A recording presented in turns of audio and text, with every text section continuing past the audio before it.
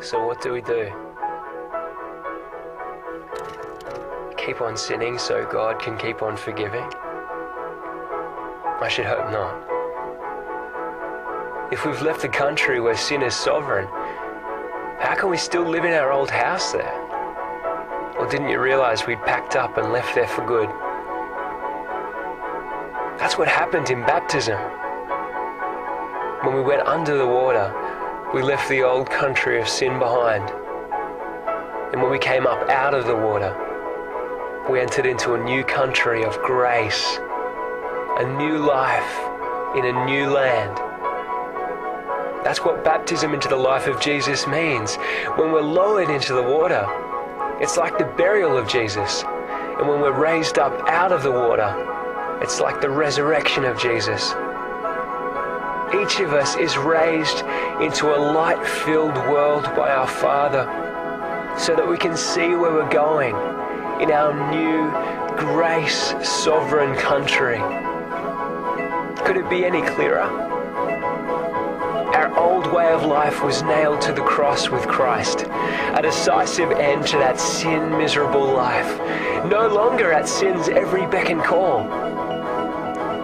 What we believe is this: if we get included in Christ's sin-conquering death, we also get included in his life-saving resurrection. We know that when Jesus was raised from the dead, it was the signal of the end, of death as the end. Never again will death have the last word. When Jesus died, he took sin down with him.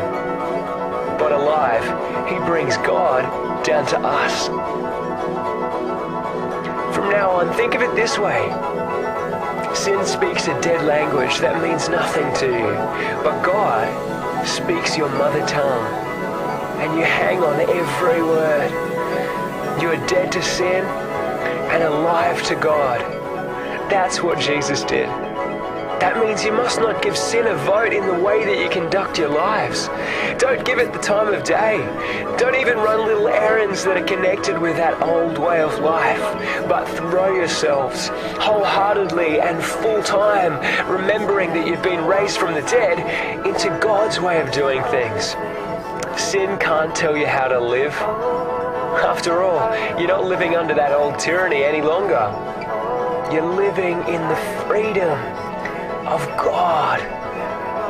Do you see what this means?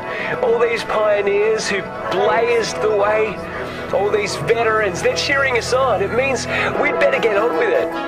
Strip down, start running, and never quit. No extra spiritual fat, no parasitic sins. Keep your eyes on Jesus, who both began and finished this race that we're in. Study how he did it, because he never lost sight of where he was headed. That exhilarating finish in and with God. He could put up with anything along the way. Cross, shame, whatever. And now he's there, in the place of honor, right alongside God. So when you find yourselves flagging in your faith, go over that story again, item by item. That long litany of hostility that he plowed through. That will shoot adrenaline into your souls. Love the Lord your God with all of your passion, with all of your prayer, with all of your muscle, with all of your intelligence. Because everlasting, abundant, and overflowing life is here today. We're going public with this. Christ is risen.